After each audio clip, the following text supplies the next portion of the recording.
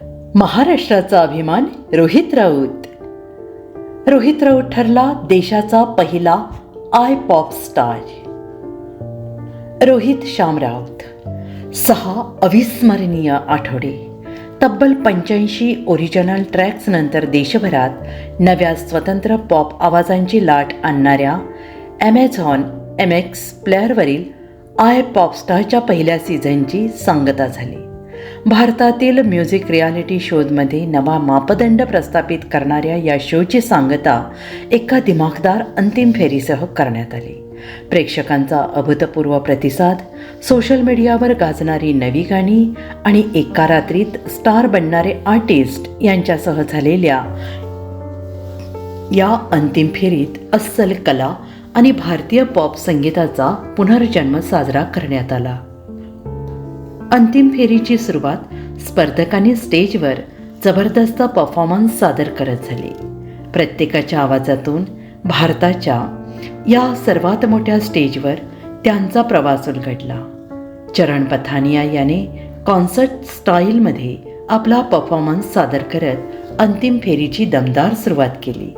यावेळी गायिका राधिका भिडेने आपला परफॉर्मन्स सादर करण्यापूर्वी मुनावर फारुकी यांची अनोखी ओळख करून दिली. तो क्षण सगळ्यांसाठीच हृदयस्पर्शी होता. त्यानंतर राधिकाने सगळ्यांसमोर, विशेषतः रत्नागिरीवरून आलेल्या आपल्या कुटुंबासमोर गायन सादर केलं. त्यानंतर मुनावरने आपली एक नर्म विनोदी स्टँडअपमधून सगळ्यांचा मूड बदलला आणि त्याच वेळेस प्रिन्स नरूला खास पाहुण्या म्हणून मेंटॉर्समध्ये सहभागी झाले. त्यांनी या शोला मिळत असलेल्या लोकप्रियतेचं भरभरून कौतुक केलं आणि आपल्या मुलीचा आय पॉप स्टारमधल्या गाण्यांवर ताल धरत असतानाचा व्हिडिओही दाखवला. अंतिम स्पर्धकांनी त्यांचं सादरीकरण पूर्ण केल्यानंतर संपूर्ण भारत ज्या क्षणाची वाट पाहत होता त्या क्षणासाठी स्टेज सज्ज करण्यात आलं. टॉप 2मध्ये टीम किंगचे रिषभ पंचाल आणि टीम परमिशचे रोहित राऊत यांचा समावेश होता. काही क्षणानंतर रोहित राऊतला पहिल्या वहिल्या आय पॉप स्टारचा विजेता घोषित करण्यात आलं आणि 7 लाख रुपयांचं बक्षीस प्रदान करण्यात आलं. रनरअप ठरलेल्या रिषभ पंचाल याला 3 लाख रुपयांचं बक्षीस मिळालं. दोघांना यावेळी केवळ बक्षीसच नव्हे तर देशभरात चाहता वर्गही मिळाला. लिटिल चॅम्प या मराठी रियालिटी शोपासून सुरुवात झालेला एक गायक राष्ट्रीय स्तरावरच्या इंडियन आयडॉल स्पर्धेच्या उपविजेतेपदाला गवसणी घालतो. त्यानंतर एका रियालिटी शोमध्ये मार्गदर्शकाची भूमिका बजावतो. आधी मराठी, आता हिंदी चित्रपटसृष्टीत त्याने आपल्या बहारदार आणि काहीशा वेगळ्या धाटणीच्या गायकीने मने जिंकली आहेत. संगीतासारख्या क्षेत्रात धोका पत्करून नाविन्यपूर्ण सादरीकरण करायलाच हवे असे स्पष्ट मत रोहित मांडतो. रियालिटी शोबाबत सांगायचे झाले तर हा प्रवास माझ्यातला गायक ठरवणारा आणि घडवणारा ठरला आहे. मी या प्रवासात अनेक गोष्टी शिकलो आहे. रंगमंचावर सादरीकरण करण्यापासून ते संगीतात नाविन्यपूर्ण प्रयोग करण्यापर्यंत अनेक रियालिटी शो शिकवत गेले. या प्रवासादरम्यान मला ज्या दिग्गज कलाकारांनी मार्गदर्शन केले त्यांच्यामुळे मी अधिक घडलो. सर्वात महत्त्वाचं म्हणजे सगळ्या शोमुळे मला संगीत क्षेत्रात पाय घट्ट रोवून उभे राहण्याची मानसिकता शिकवली. ही मानसिकता अत्यंत महत्त्वाची आहे.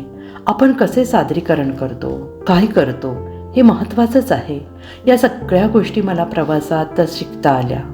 कोणत्याही क्षेत्रात जा, आपल्यात धोका पत्करायची धमक असेल तर आपण यशस्वी होतोच, हे मात्र नक्की. मला सर्व ज्येष्ठ शास्त्रीय गायकांचा पूर्ण आदर आहे. तो मी ठेवूनच हा मुद्दा मांडतो की कधी आपण एका शास्त्रीय गायकाला 4 ओळींची बंदिश 2 तास का सादर करता असा प्रश्न विचारतो का? त्यांना जर असं विचारलं तर जात नाहीच, तर चित्रपट संगीत सादर करणाऱ्या गायकांना हा प्रश्न का विचारला जातो? कोणताही गायक सादर करताना कधी ना कधी समोर बसलेल्या रसिकांची वाहवा मिळवण्याचा प्रयत्न करतोच. तो ते करत असताना गाण्याला वेगळं स्वरूप देतो आणि तसं केलं तर त्यात वाईट काय?